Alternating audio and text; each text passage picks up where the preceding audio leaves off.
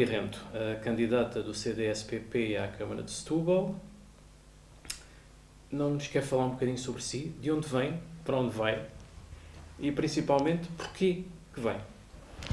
Muito bem, em primeiro lugar, muito obrigada pela disponibilidade, cumprimentar o Diário da Região por estas iniciativas. Acho que é sempre importante darmos a conhecer no momento oportuno aquilo que são as propostas e quem são os candidatos, como muito bem diz. Acho que é também importante sabermos quem somos e para onde vamos, o que fazemos, o que fizemos, e portanto posso começar por aí. Tenho 56 anos, não tenho problema em dizer a idade que tenho.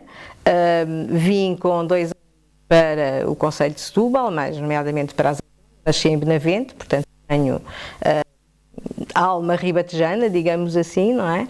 Mas de facto, com 2 anos, todo o meu percurso foi feito em Setúbal, não é? E, portanto, conheço muito bem o Concelho de Setúbal e até o distrito por outros motivos mais recentes, mas portanto foi aqui que sempre vivi, aqui que estudei, no então Liceu Nacional de Setúbal, depois fui para Lisboa para tirar o curso superior.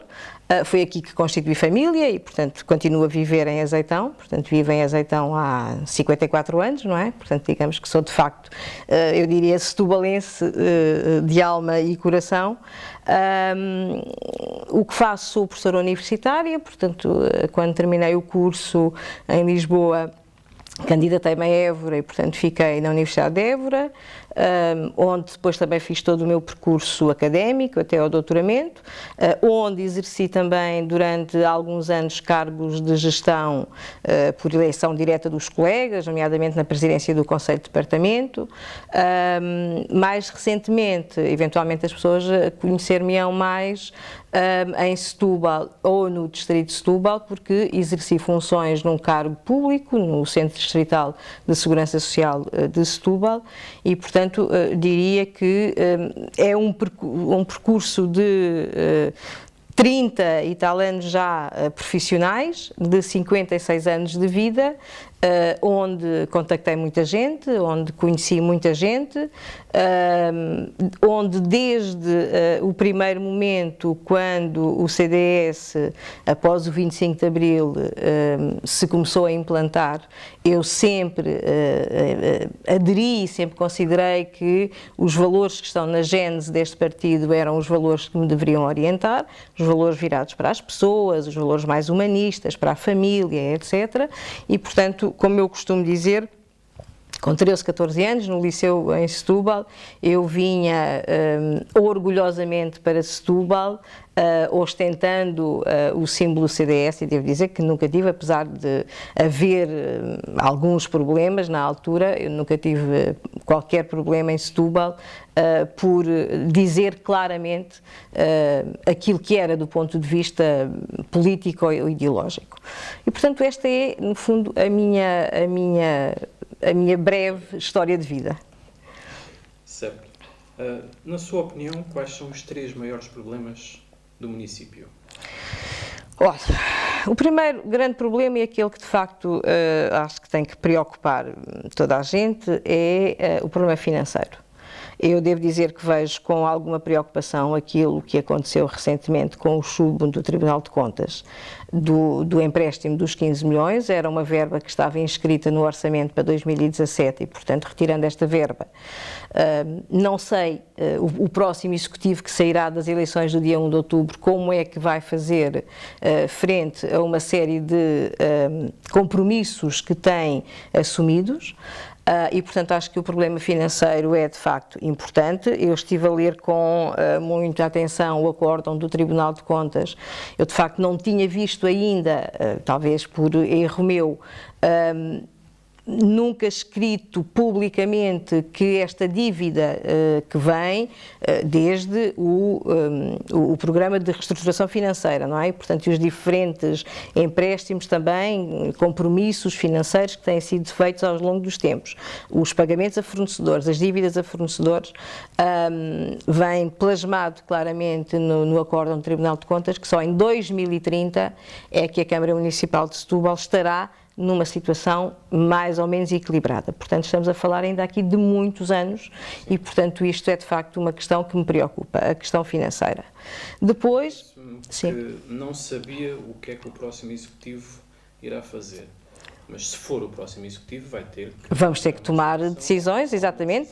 Pronto, mas são decisões que nós temos que ver. Eu sou muito cautelosa, sobretudo quando toca ao dinheiro das pessoas e ao dinheiro dos contribuintes e, portanto, vamos ter que fazer uma análise muito rigorosa daquilo que são as contas da autarquia e perceber, de facto, o impacto negativo, porque isto era uma dívida, era para pagar supostamente aquilo que são as dívidas de curto prazo, a fornecedores e outro tipo de dívidas, e de facto vamos ter que perceber que por trás, por exemplo, dos fornecedores há famílias. Eu fico verdadeiramente espantada quando olho, e é público, para a lista dos devedores da Câmara Municipal de Setúbal e vejo dívidas a entidades ou pessoas singulares de 500 mil euros, de 1 milhão de euros e, portanto, fico verdadeiramente preocupada como é que conseguimos resolver esta situação. E acho que conseguimos resolver, enfim, temos aqui um período curto de 3 meses até ao final do ano, portanto, provavelmente vamos ter que ir gerindo de acordo com aquilo que formos encontrando, mas acho que o próximo orçamento, que terá de ser discutido de imediato, logo após as eleições, não é? Portanto, em outubro, vamos ter que acautelar aquilo que é uma gestão muito racional, muito pragmática das despesas, tendo em vista aquilo que são os compromissos já assumidos. E os compromissos já assumidos, mais do que anúncios de grandes investimentos, como temos vindo a ver nos últimos tempos, e aliás aproveito para dizer de forma até ilegal, porque nós estamos a ver publicidade, anúncios na cidade com grandes outdoors de obras que vão ser realizadas, portanto é uma intenção do atual Executivo que se foram já colocadas após o anúncio público da data das eleições. E isso, do ponto de vista daquilo que são as normas da Comissão Nacional de Eleições, é uma ilegalidade. Aliás, há outros concelhos no distrito que já foram obrigados a retirar essa publicidade, não é? Mas isto, portanto, para dizer que, mais do que pensarmos nos grandes investimentos, é pensarmos na forma, de facto, de vermos como é que conseguimos reduzir estes prazos de pagamento a fornecedores, que é algo que efetivamente me preocupa, porque, como volto a dizer, por trás, nem que sejam grandes empresas, há pessoas, não é? Há trabalhadores e, portanto, não se compadecem com prazos de cerca de 1 ano para serem pagos estes valores. Portanto, respondendo mais concretamente à sua pergunta, nestes 3 últimos meses será de facto uma gestão que tem que ser muito rigorosa, mas temos 3 meses até ao final do ano, não é? E depois, então, no orçamento para 2018, percebermos onde é que podemos cortar de forma perfeitamente consciente de que não podemos paralisar serviços, nomeadamente, não é? Portanto, a Câmara tem que saber dar uma resposta eficaz e eficiente aos seus munícipes, mas também não podemos entrar em, eu costumo dizer, em delírios de investimento que, apesar de terem, enfim, patrocinadores ou mecenas ou o que quer que lhe chamemos, ainda assim há despesa que a Câmara incorre e, portanto, nós temos que avaliar muito bem o deve e o haver daquilo que são os investimentos verdadeiramente necessários para a cidade nesta fase. Nós temos assistido... Na sua campanha fala em corte de despesas. Na minha campanha falo em corte de despesas. E é por aí que está. Sim. Como é que pensam cortar as despesas? Olha, nomeadamente... até a maior parte das despesas existentes em Setúbal é com pessoal. Sim, mais de metade. 56% do orçamento é com pessoal. Então, onde é que pensam cortar nas despesas? Numa maior racionalização dos próprios serviços da Câmara Municipal e, sobretudo, numa coisa que é na prestação de serviços. A Câmara Municipal tem dezenas, para não falar num número ainda maior, de prestadores de serviços, não é? eu acredito que a Câmara Municipal tem trabalhadores, técnicos, assistentes operacionais, assistentes técnicos, técnicos superiores, o que seja, suficientemente capazes para poderem desempenhar algumas das tarefas que neste momento estão a ser dadas a prestadores de serviços, portanto em outsourcing, não é?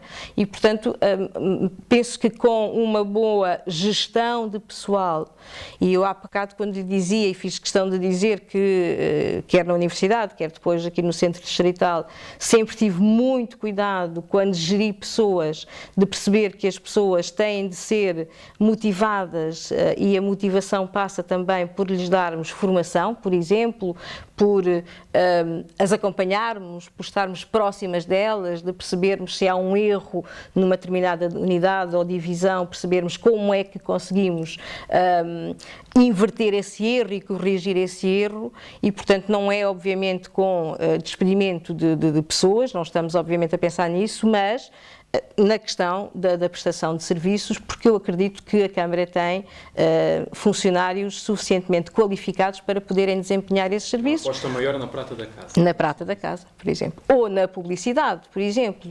Nós temos, a Câmara Municipal, como sabe, tem com participação em várias associações, em várias entidades públicas externas, por exemplo, na Associação de Municípios da Região de Setúbal, a Câmara, para além da comparticipação que tem anual, comparticipa também num projeto que se chama a Península Digital, que também é da Associação de Municípios da Região de Setúbal, mas depois ao lado nós vemos a Câmara a contratar serviços a técnicos de informática e a empresas de informática.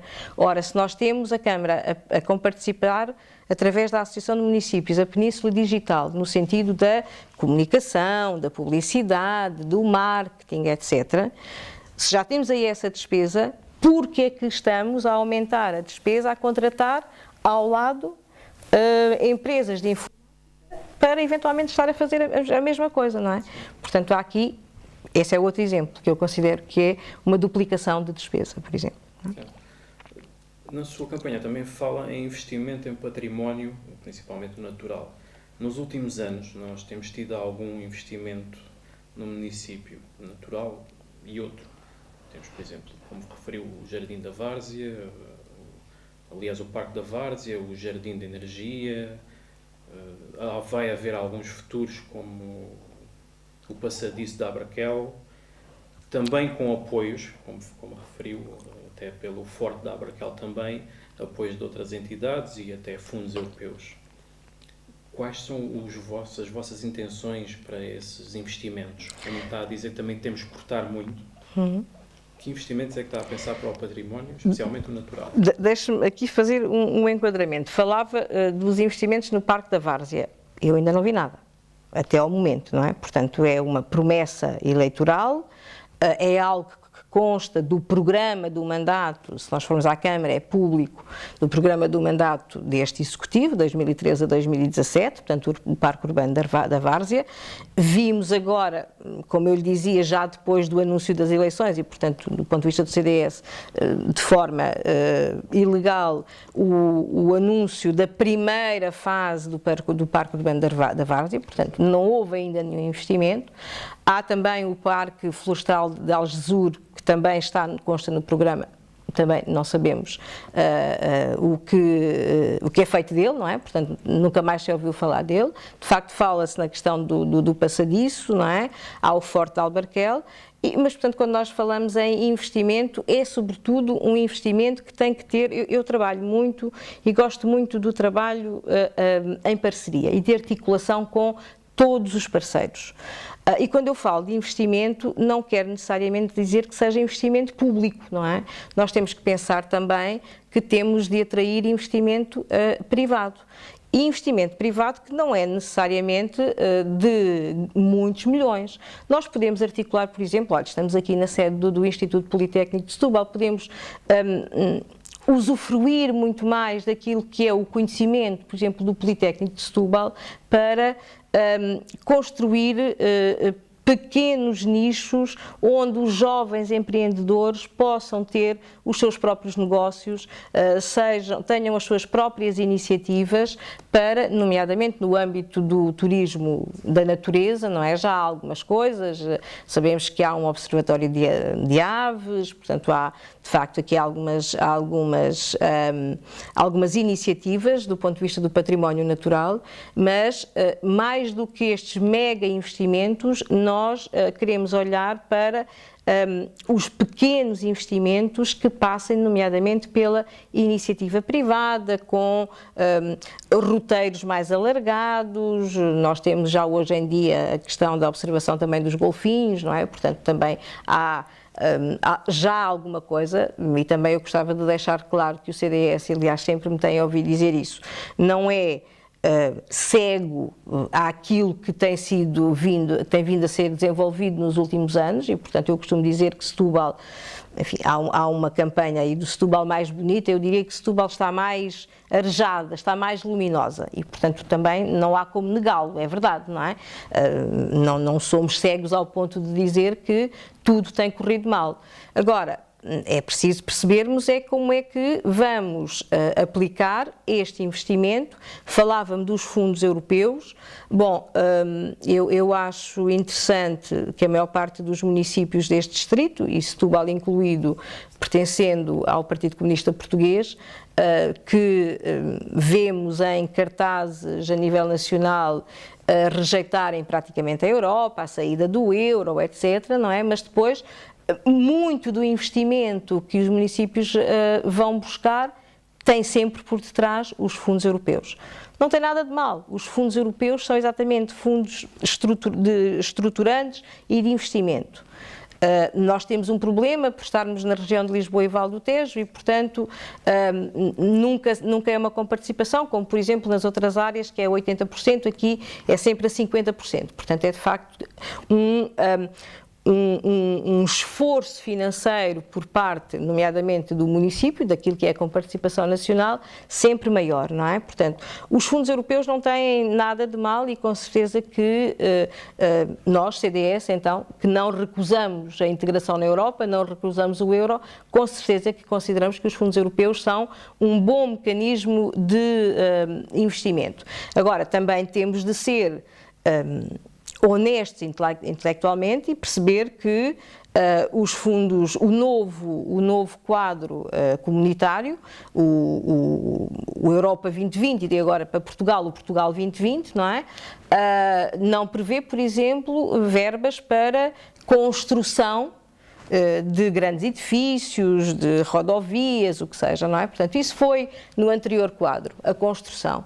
Agora temos muito mais a questão da requalificação, da regeneração, das questões energéticas e, portanto, eu também não entendo quando a atual Presidente vem falar de investimentos dos fundos europeus, voltando, e hoje saiu no outro órgão de comunicação social regional, novamente a falar de construção do Terminal 7, da biblioteca, portanto são coisas que já é a biblioteca, eu lembro-me que já é uma promessa do tempo do Carlos Sousa, não é? E portanto, mas de facto é preciso termos esta honestidade intelectual de dizermos às pessoas, e eu não é por acaso que a nossa candidatura tem como lema a solução clara para Setúbal. De facto, obviamente que há aqui um jogo com a palavra, com o nome, não é? Mas porque de facto a clareza é sempre uma palavra que eu tenho muito, acho que as coisas têm que ser claras, a comunicação tem que ser clara para as pessoas. E, portanto, dizermos que vamos fazer investimento estando à espera que abram candidaturas para fazer X ou Y, quando de facto nós sabemos que do ponto de vista da construção dificilmente o Portugal 2020 vai ter candidaturas para construção, penso que é estarmos a enganar um bocadinho o município. Então, quando falam em investimento no património, apostam mais na recuperação e regeneração. Por exemplo, sim. Certíssimo.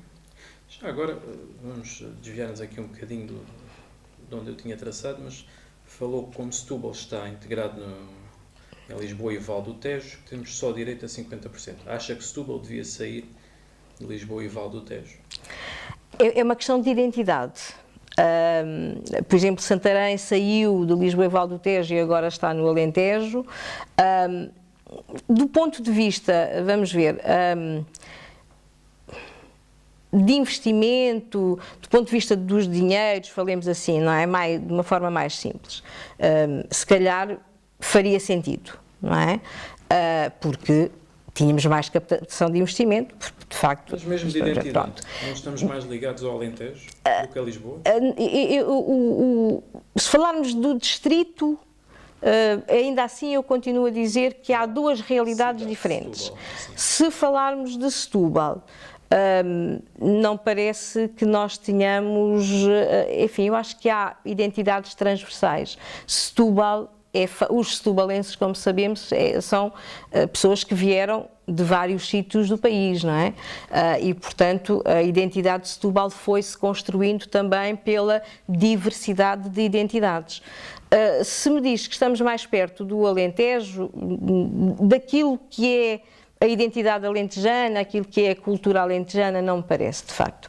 E eu acho que nós temos de perceber que estamos integrados numa região que traz este problema acrescido em termos de financiamento, mas que o facto de estarmos integrados nesta região tem de ser uma mais-valia e não podemos estar constantemente a queixar-nos de que por estarmos em Lisboa e Val do Tejo só temos os 50% dos fundos europeus. E por isso eu lhe dizia há bocadinho que nós temos que ter a capacidade de encontrar, até através de receitas próprias, até através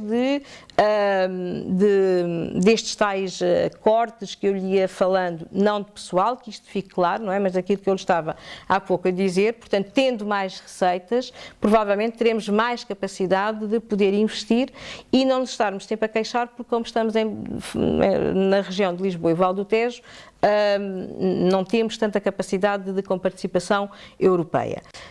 A questão da identidade, eu de facto não me parece, acho que estamos muito mais perto de Lisboa e isso tem que ser uma mais-valia. E Setúbal tem que se constituir aqui como, eu diria, um eixo central. Temos a área metropolitana de Lisboa, onde o peso, do norte, não é? Desta zona metropolitana é de facto muito grande, mas eu acho que Setúbal pode arrecadar para si, se souber fazer um bom trabalho, constituir-se aqui como um eixo fundamental daquilo que são estes concelhos que estão na zona norte do Rio Sado, não é? E a sul, enfim, do Rio Tejo.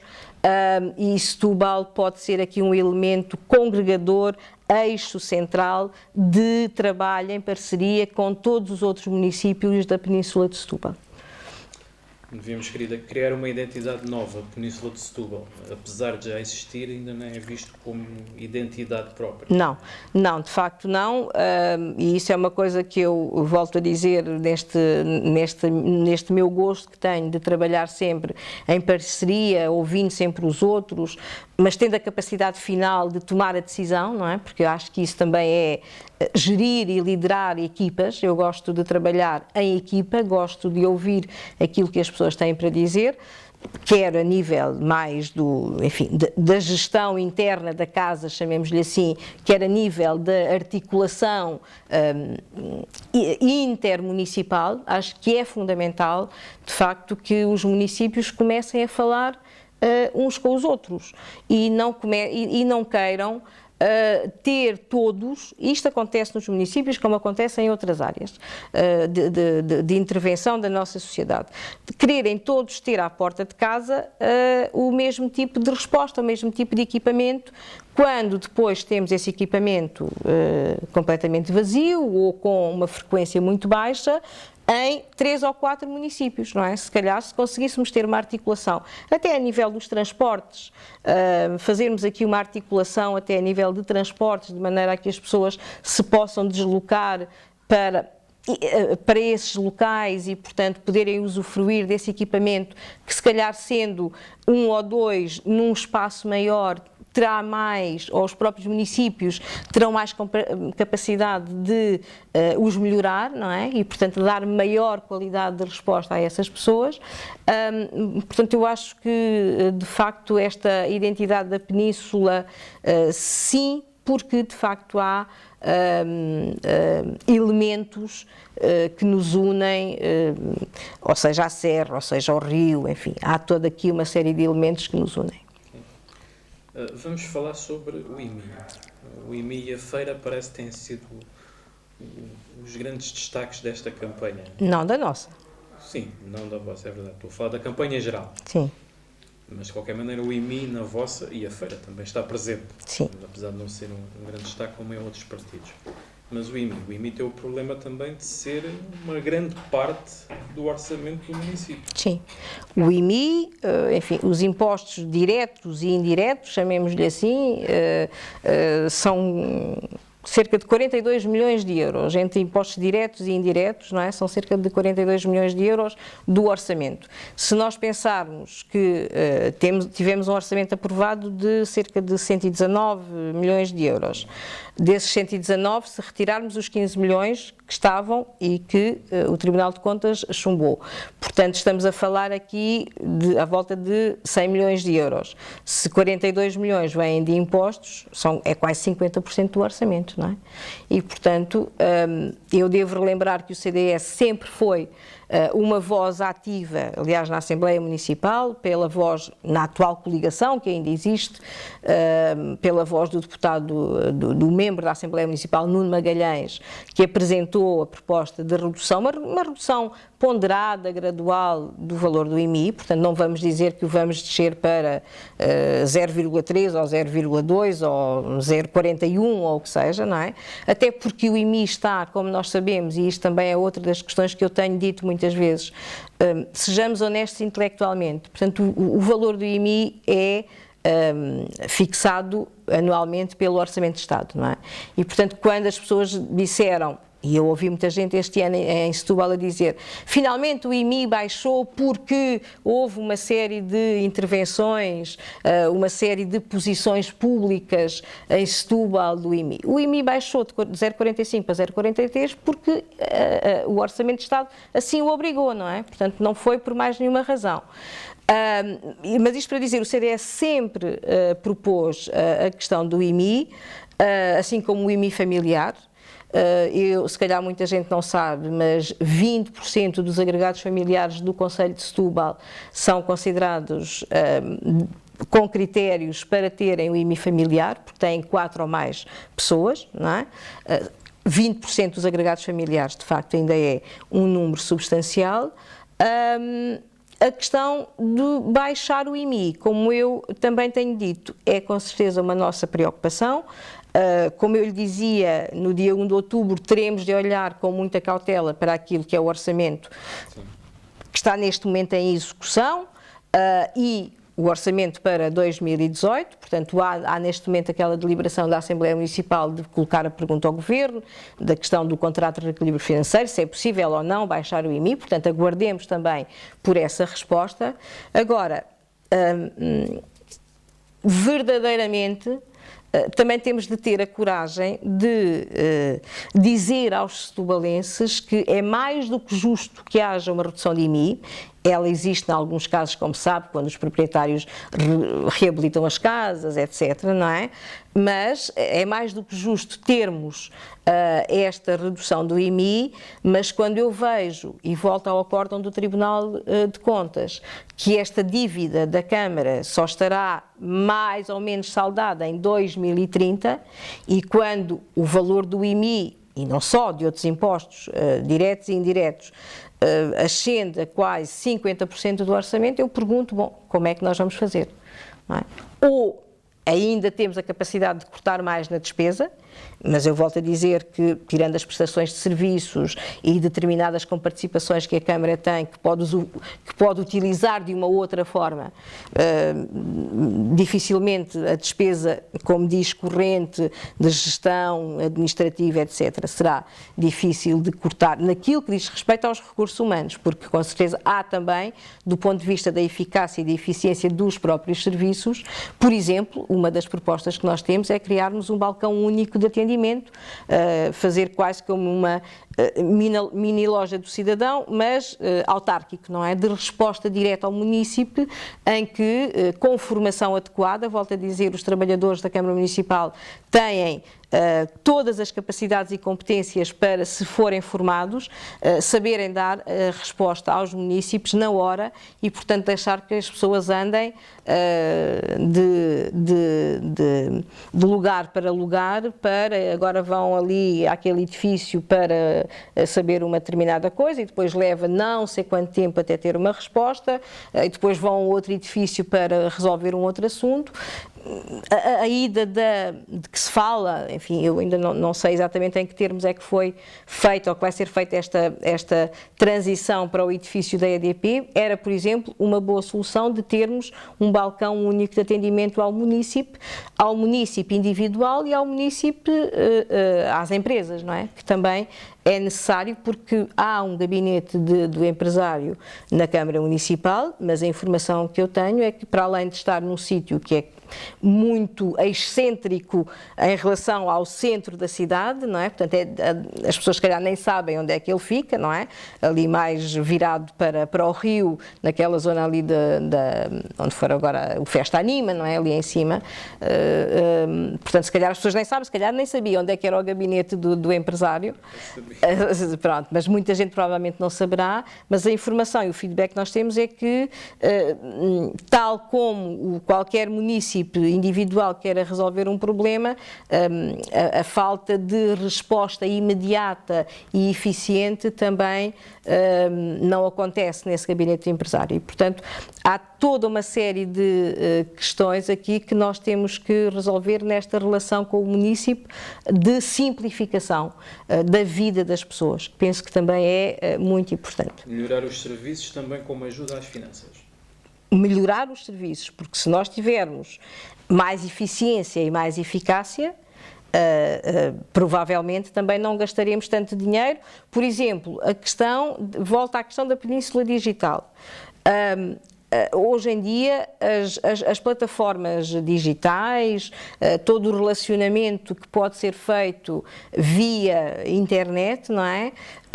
A digitalização de muita informação, a digitalização de formulários, por exemplo, de requerimentos, poupa, nomeadamente, no gasto do papel. Portanto, é uma gestão, gerir a Câmara é gerir a nossa casa, não é? E, portanto, temos que perceber que orçamento temos, onde é que podemos, e às vezes são nas pequeninas coisas que faz a diferença, porque, como todos nós sabemos, poupando um bocadinho aqui, mais um bocadinho ali, um bocado grande no outro lado, que for possível, nós conseguiremos ter nas nossas casas um orçamento equilibrado, não é? Agora vamos desviar-nos um bocadinho outra vez. A videovigilância. O que é que pretendem exatamente com a videovigilância? Não existe uma base de dados facial para que se possa comparar. É uma medida dissuadora? É, sobretudo, uma medida protetora. Nós tivemos a oportunidade, como, enfim, também quem pode acompanhar a nossa página do Facebook, nós vamos sempre dando conta das reuniões que fizemos questão de ter com entidades que têm algumas responsabilidades no território, portanto, tivemos nomeadamente com as forças de segurança e aquilo que nos foi dito é que seria uma boa ajuda, sobretudo na questão da proteção. É claro que temos essa questão de não haver a base de dados, mas isso também é algo que pode, com o tempo, ser construído. Não será, obviamente, a Câmara não tem a autoridade ou a competência para o fazer, não é? Mas, com certeza que teremos essa possibilidade e as forças de segurança apontam como sendo um instrumento muito, muito importante para os ajudar na prevenção, na proteção das pessoas, dos bens, do património. Por exemplo, dou-lhe o exemplo de quando grafitaram, ou quando não é grafite, porque eu acho que os grafite são arte urbana e há de facto grande qualidade naquilo que é o grafite. As pessoas dizem grafite, mas de facto são aqueles tags que, enfim, utilizamos muito aqui estes termos estrangeiros, não é? Mas as pessoas acho que reconhecem, que são puro vandalismo. Quando o edifício da Câmara foi pintado e a seguir fizeram, enfim, vandalizaram o autocarro na chamada rotunda do Pingo Doce em Azeitão, como vandalizam muitas das montras que estão fechadas, infelizmente, na Baixa, não é? Portanto, isso são tudo formas, se nós tivermos esta videovigilância, de perceber, por um lado dissuadir, porque as pessoas percebem que estão a ser observadas. Mas o ser observado não é nenhuma invasão da privacidade, é sobretudo para proteção. Não é? Das pessoas, dos habitantes, de quem nos visita, do património em geral, como digo. Portanto, a videovigilância, neste sentido, aliás, eu costumo usar, embora não seja do ponto de vista legal o termo correto, não é? Mas eu costumo usar mais a expressão videoproteção do que videovigilância, porque a vigilância as pessoas reagem sempre, acham que estão a ser de facto observadas, mas nós vemos isto em tantas cidades europeias, sem qualquer tipo de problema, e ainda assim, também devo dizer, temos tido acontecimentos muito infelizes em muitas cidades europeias, não é? Portanto, a videovigilância neste sentido mais de videoproteção das pessoas e dos bens. Certo. Setor da água, tarifas sociais. Sim. Não era mais fácil retornar o setor para o município? Olha, eu acho que essa é uma pedra no sapato do PCP. Não é? Porque, de facto, quem quer ter toda a concentração das responsabilidades e das respostas no seu domínio, ter esta concessão a um privado nas águas do Sado, eu acho que é aqui uma pedra no sapato, de facto, no PCP. Não me parece, de facto. Acho que se... faltam 5 anos para a renovação da nova concessão, não é?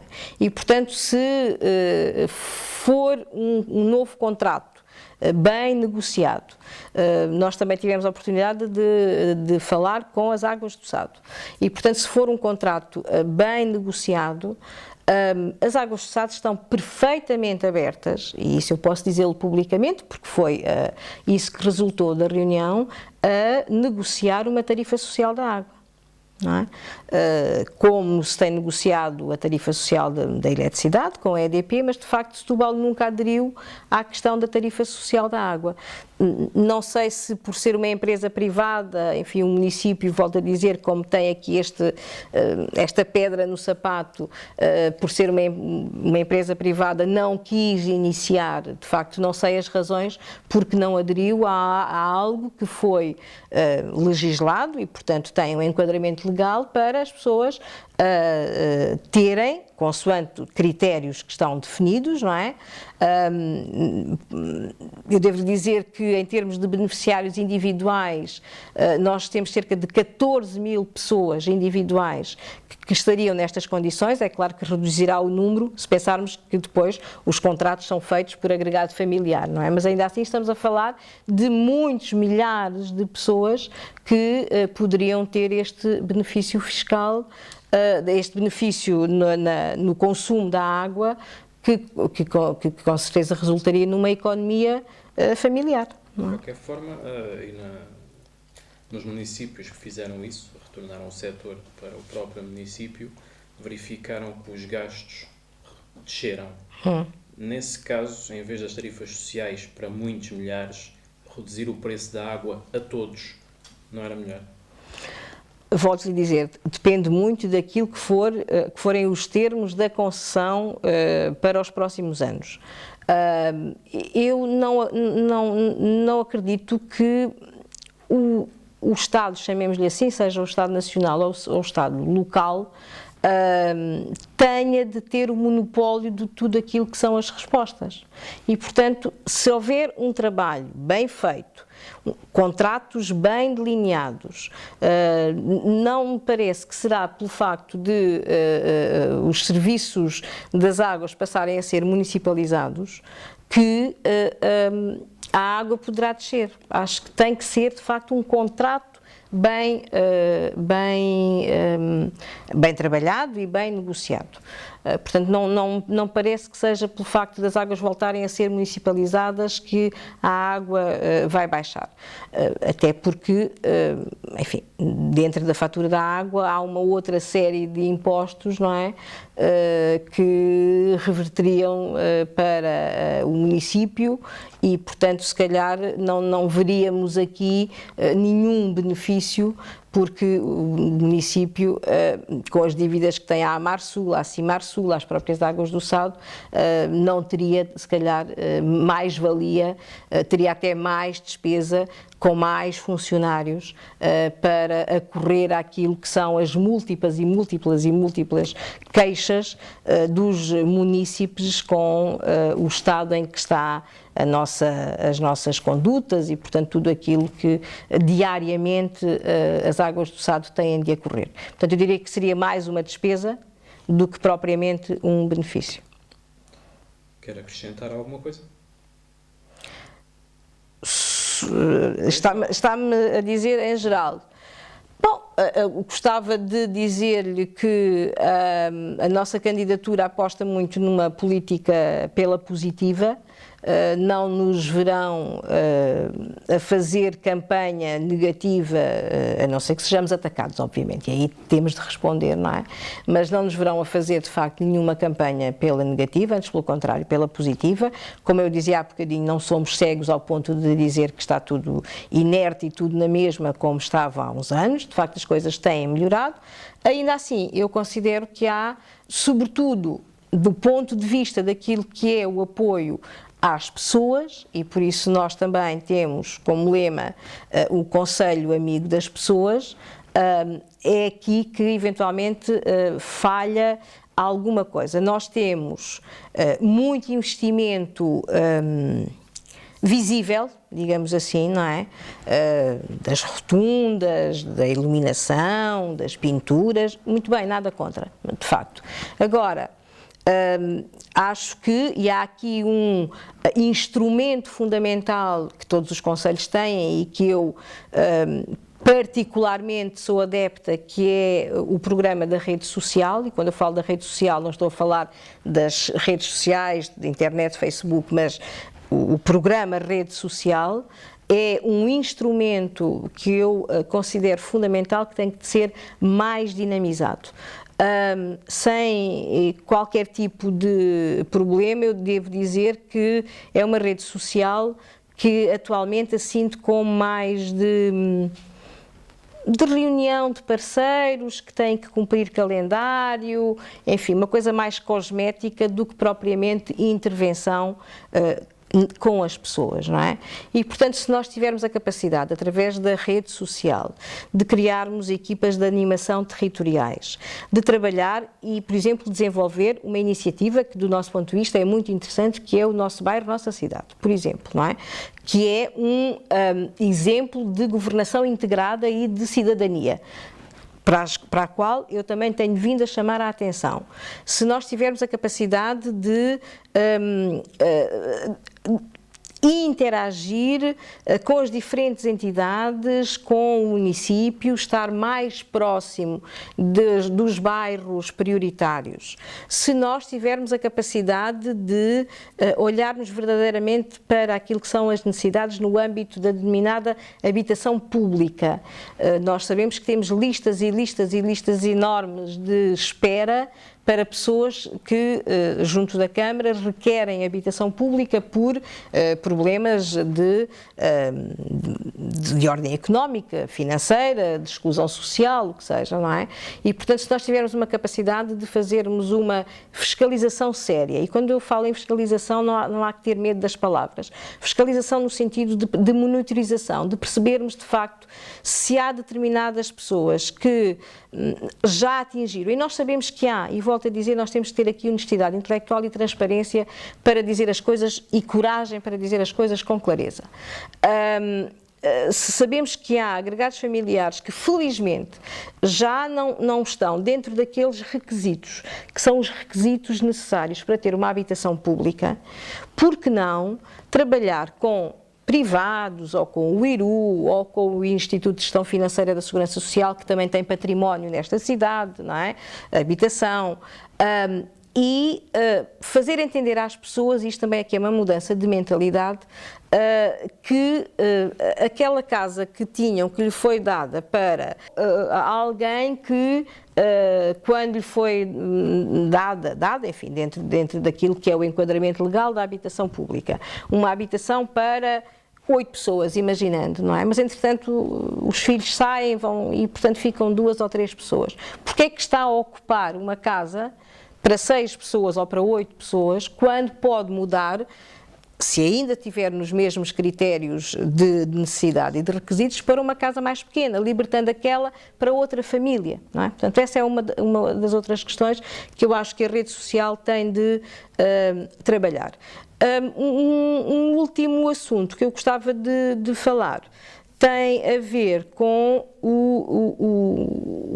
algo que eu penso que é importante, que quando falamos do turismo, nós não falamos aqui do turismo, o turismo, enfim, é agora também uma das grandes bandeiras a nível nacional, a nível local, regional, mas eu não tenho ouvido ninguém falar da questão do turismo acessível.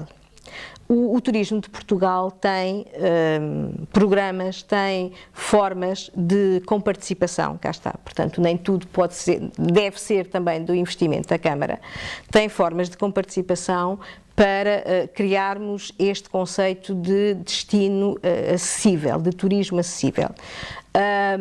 Como eu dizia na minha apresentação,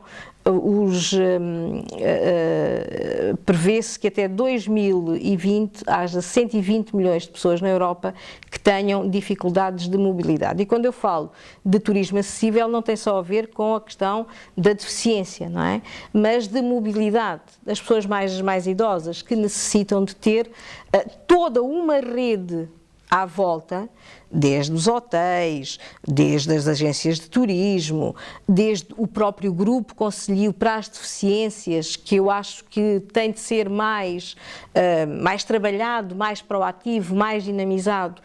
Provavelmente as pessoas não sabem que existe um grupo conselhio para a deficiência e, portanto, aí também as próprias instituições de solidariedade social que trabalham a área da deficiência, portanto, todo um trabalho integrado com o hospital, por exemplo, não é? Com os bombeiros.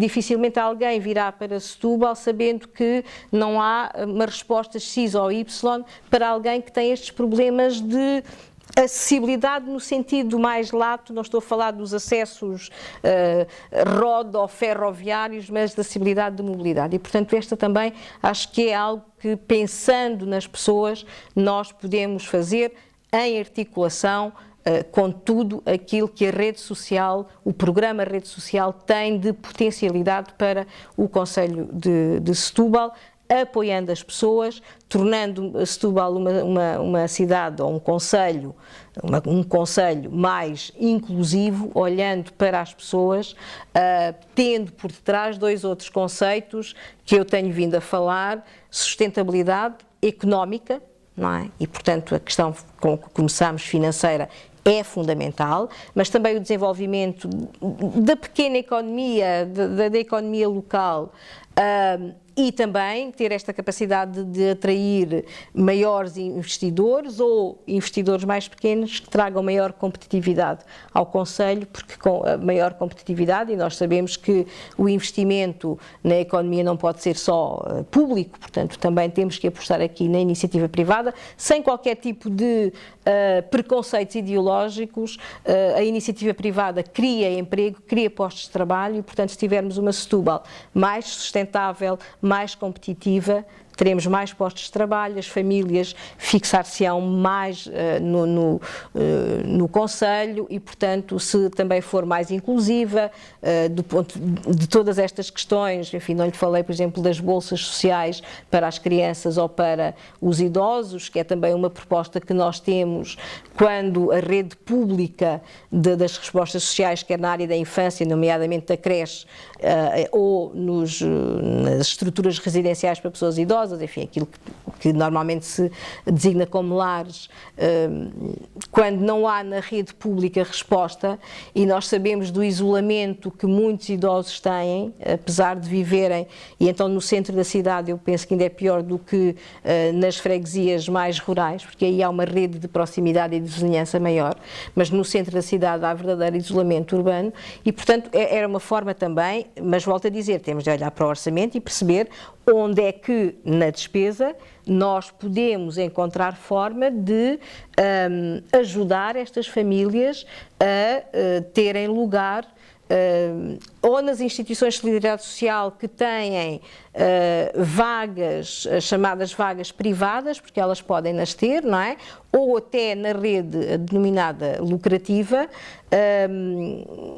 com acordos em que estas entidades privadas até possam fazer aqui uma baixa no valor, tendo em vista a própria responsabilidade social, que é outra coisa que eu acho que as empresas, de um modo geral, e se falarmos aqui na área social também, deverão ter, pensando que Setúbal não é só a cidade, pensando que Setúbal não é só o centro da cidade onde as pessoas circulam, mas Setúbal tem muito mais. E Setúbal tem muita potencialidade para ser divulgada externamente, não é? E, portanto, desde o Sado a Azeitão, há muitas potencialidades aqui, de todas as freguesias, e, portanto, não é pensarmos que Setúbal é só a União de Freguesias e São Sebastião, e ainda assim só este núcleo aqui mais central. Muito obrigado. Eu é que agradeço, muito obrigada.